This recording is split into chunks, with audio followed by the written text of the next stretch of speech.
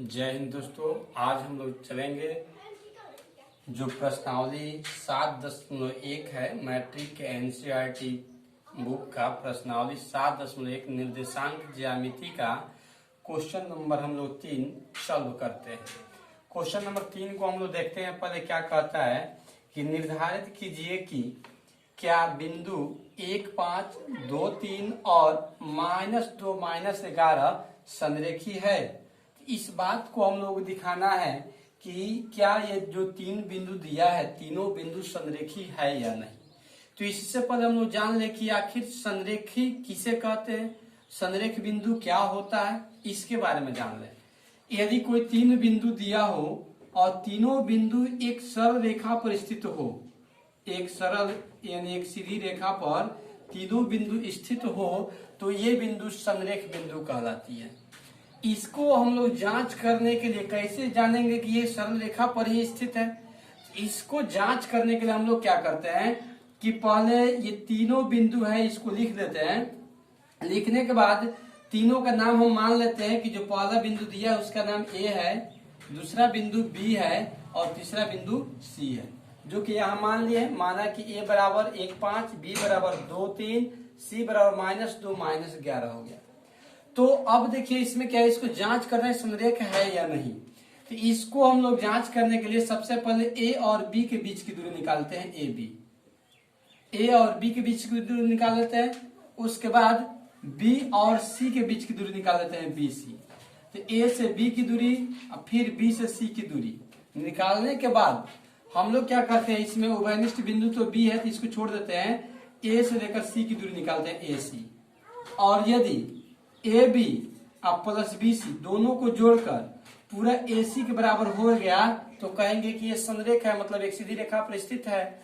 यदि बराबर नहीं हुआ, जैसे मान ए बी यहाँ सी हो जाएगा, तो इस तरह से हो जाए ए बी सी और ये क्या हो जाए ए सी, तो ये कभी भी दोनों को जोड़कर इसके बराबर नहीं होगा, तो ये बिंदु संरेख नहीं होगी।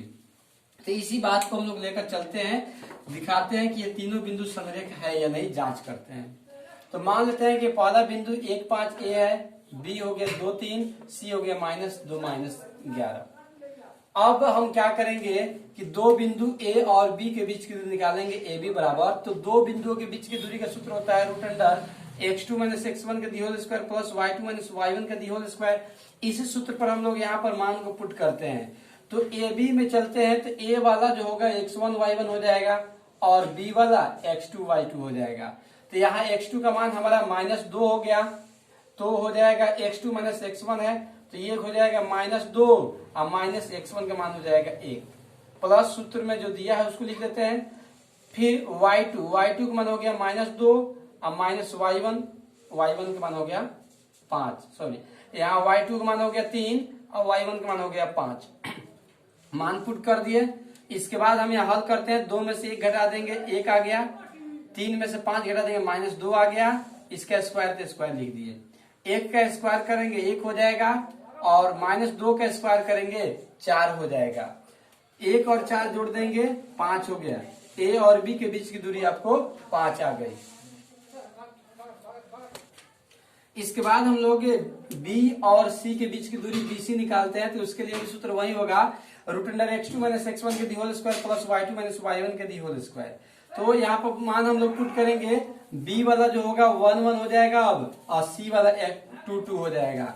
यानी कि x2 का मान हो जाएगा -2 और x1 का मान हो जाएगा 2।